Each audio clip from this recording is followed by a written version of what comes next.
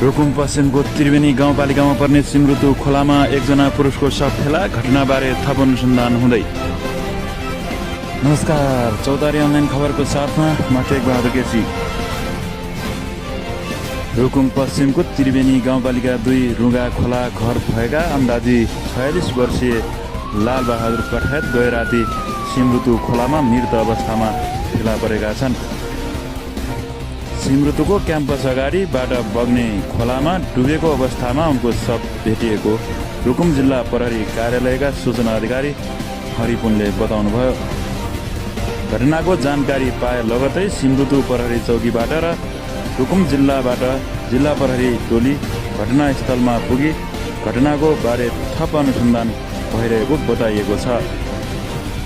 मृतक शवको पोस्टमार्टमको लागि रुकुमको सदरमुकाम शल्य अस्पताल लैजाने तयारी भइरहेको जानकारी आएको छ। घटनाको सत्य तथ्य छानबिन होस्। मृतक आत्माप्रति हार्दिक श्रद्धाञ्जली र शोकमा रहेको परिवारलाई शक्ति मिलोस् भन्दै गहिरो समवेदना प्रकट गर्दछौँ। यो दुःखको भिडियोबाट बिदा हुने अनुमति चाहन्छौँ। हेर्दै रहनुहोला चौतारी अनलाइन खबर। आफ्नो स्वास्थ्यको ख्याल गर्नुहोला। हस्त धन्यवाद। नमस्कार।